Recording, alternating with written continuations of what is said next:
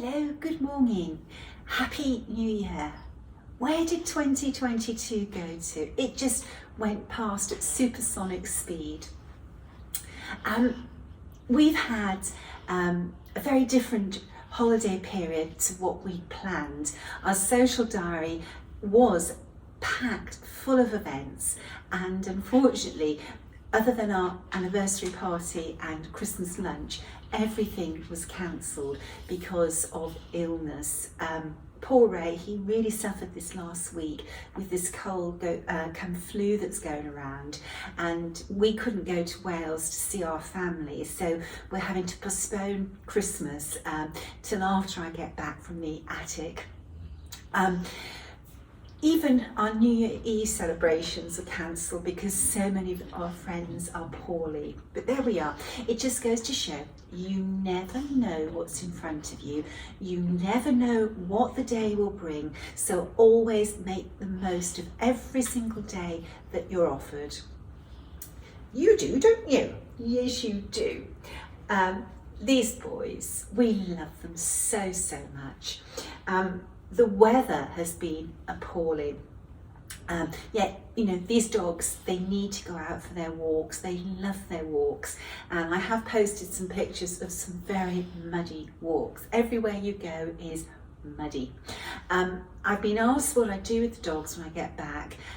We hose them down. And they're very good, they stand for it, and we always have towels warming on the Arga so that when we get into the house we can dry them down after being hosed. And Mummy gets hosed sometimes as well, doesn't she? Yes, she does, because her boots have been so muddy lately. Yes. Right, let's talk about needlework. It's January the 1st today, so for those of you who are participating in the Florence Mary Dickerson Stitch Along being run by the amazing Krista Gramer on our sampler years, this is the day that you actually start the sampler and you have a wonderful journey in front of you. This is such a beautiful and special sampler. This was an exclusive to Hobby House Needleworks, and it was also a limited edition. Hobby House have just a handful of booklets left if you're interested in joining in. January the 1st also brings us to Lucy Barber, another beautiful sampler. This is a limited edition exclusive for traditional stitches, and from the 1st of January today, Janice is starting to ship out orders, and in fact in my email box I've got a list of booklets to send out for people who live outside of Canada and the US who have purchased just the booklet. Isn't that pretty? Do you think that's pretty, Bertie? These boys, they've just grown up around needlework.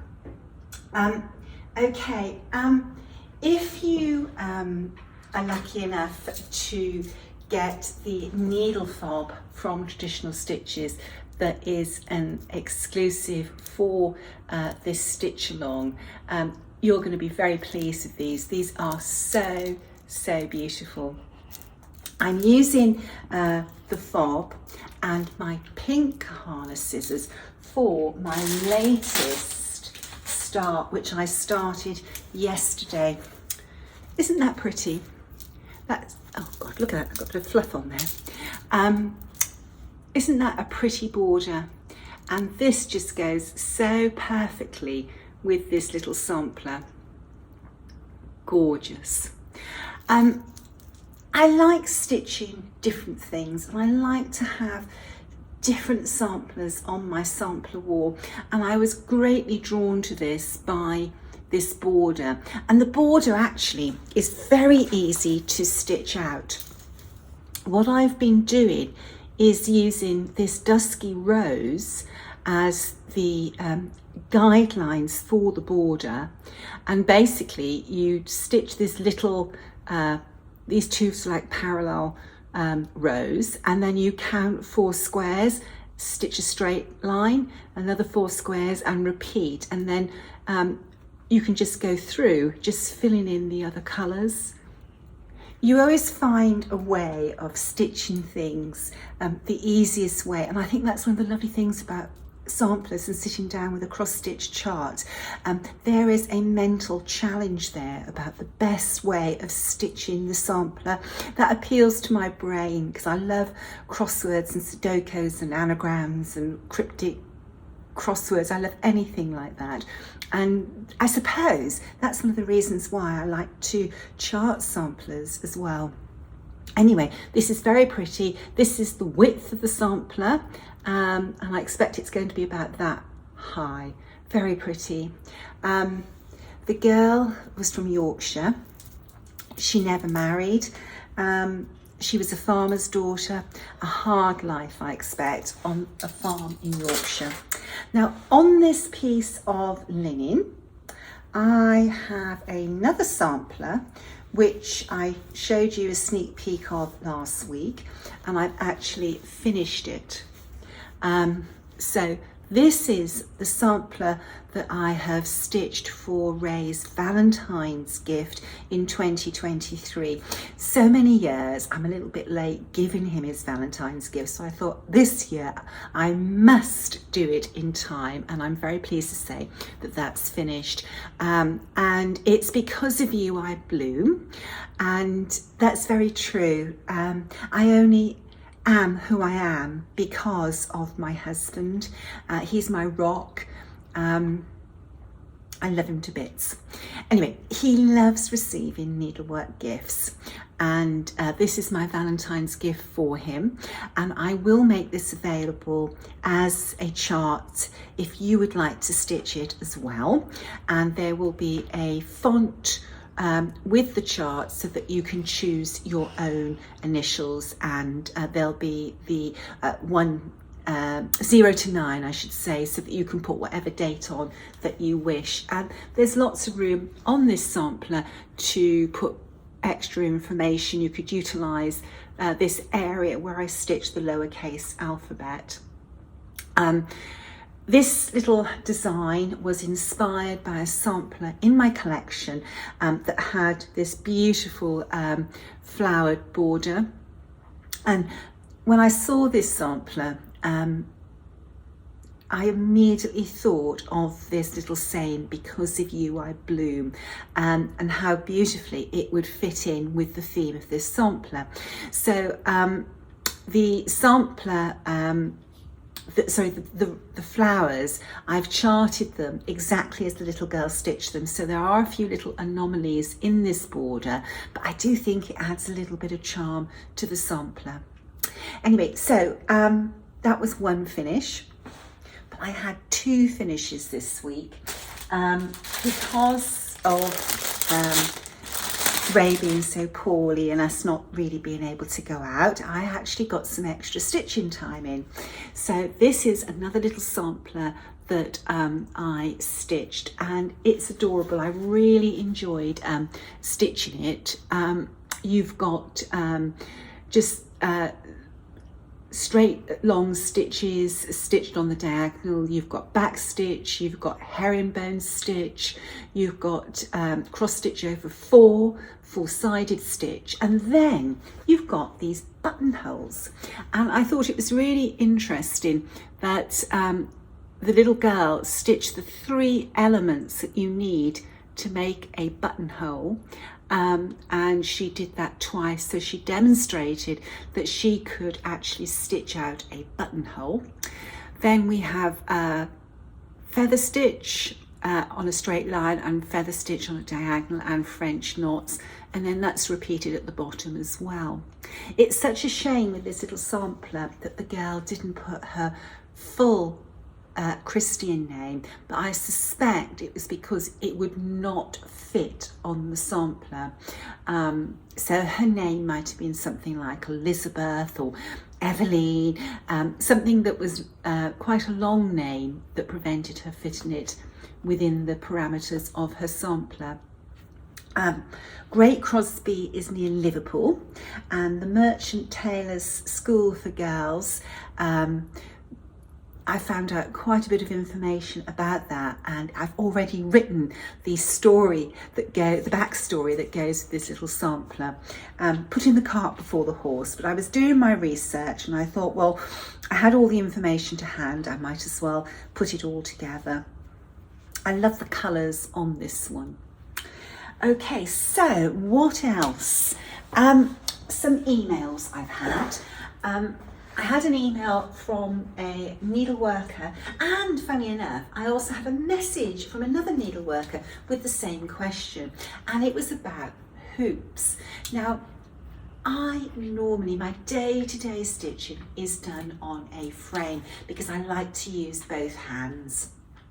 But if I travel, I stitch with a hoop, and my favourite hoop is a vintage Queen's hoop, which is one of these, and it's a lovely little hoop. I don't know why on earth they stopped making these are fabulous. It's got a built-in felt ring, and to tighten the hoop you turn the dial. These are hard to get hold of and they are ridiculously expensive, but they're lovely. Now, my favourite modern day hoop is a Hardwick Manor hoop. Hardwick Manor hoops have this little motif on them. This is a very, very good quality hoop. There's nothing flimsy about this. This is a hoop that when you buy it, if you treat it with respect, it's going to last you all your life. These hoops come in various depths, and one of the questions I was asked was not only which hoops did I like, but what depth of hoop. This one is 3/4 of an inch and it sits beautifully in my hand, but we're all different. What works best for me may not necessarily work best for you. You need to hold something like this in your hand. And that takes me back to shopping. We all love the convenience of going on the internet, clicking, and something's with us the next day or within a few days. We all like to shop on Amazon.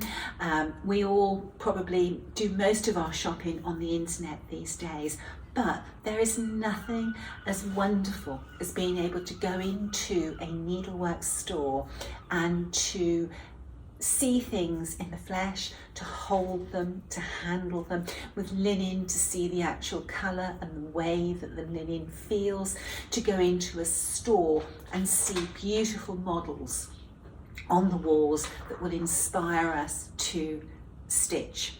And this is one of the reasons why it is so important for us to support needlework stores and needlework stores that are brick and mortar stores as well. If we don't use them, we will lose them. Anyway, with the hoops, you really need to hold them in your hand to find out which is the right depth of hoop for you. You won't go wrong with a Hardwick Manor hoop. They will be a one-time purchase as long as you respect them when you use them. It will last you all of its life, and eventually your modern day hoop will gain a beautiful patina through use that this vintage Queen hoop has.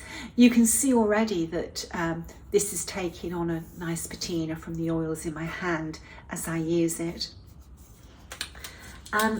Okay, what else would I like to talk about? Oh, the other thing, I've had an email from somebody talking about their stitching plans for 2023, and they were saying that one of the most important things that they want to stitch in 2023 is a sampler to mark King Charles's coronation. And they were asking me if I had any suggestions. Well, I wanted to show you a sampler that I have in my collection that was stitched in 1902 to celebrate Edward the VII's coronation. It's beautiful. Some really, really lovely needlework skills in this sampler that was stitched, you know, for his coronation. And I think there's a lot of parallels between Edward VII and Charles III. They both came into their kingship very late in age, because Queen Victoria and Queen Elizabeth, their mothers, reigned a long time. Edward VII turned out to be an exceptionally good king, and I think that Charles III will turn out to be the same as well. So going back to what sampler I would stitch, well, you are always free to adapt a sampler, and by adapting a sampler, you're making that sampler your own, you're making it special, you're making it unique. One of my favourite samplers from 2022 was Mary Wigglesworth. I think it was probably about this time last year I was busy stitching on her because I wanted to finish her whilst I was still 58. And I was 59 in the February. This sampler says, "Fear God and honour the King." We actually have done an adaptation, so that it's honour the King and marking Charles III's start of his reign. So that's something you could think about stitching to mark the King's coronation. And if you need some help with doing any adaptations, you know, you can email me. I can't promise to do personal adaptations for everybody, just in case I get hundreds of emails, but I do always try to help needleworkers if they need some help with an adaptation. What we charted, I think, works really well for the coronation.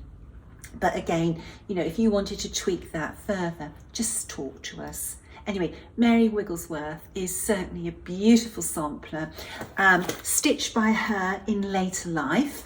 And maybe that sort of ties up with Charles III being crowned very late in life. Was there anything else to talk about? Do you know what? Oh, I know what I wanted to talk about. This little sampler.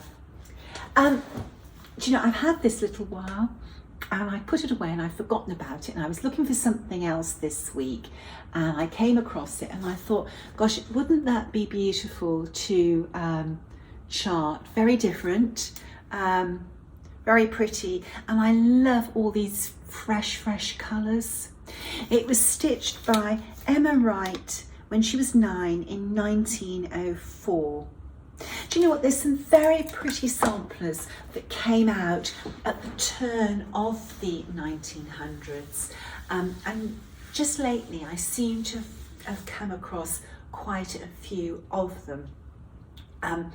This week I was giving some thought to what my project is going to be whilst I'm travelling to the attic in just over a week now.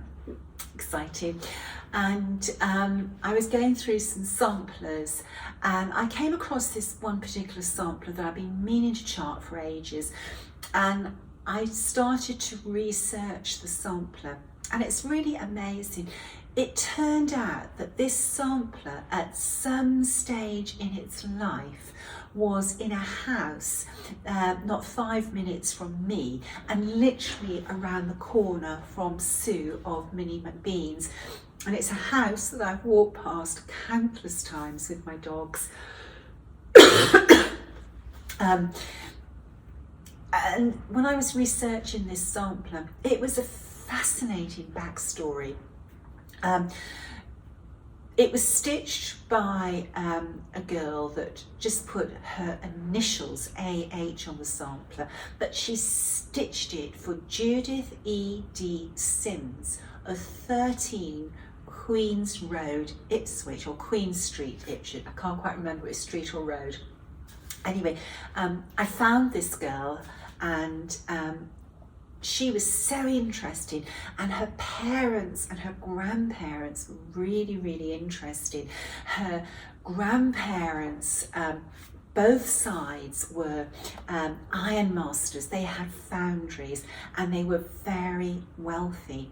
And her mother, even though she was a daughter of a very wealthy family, actually went to university and qualified as a doctor in the 1800s, and that is just amazing.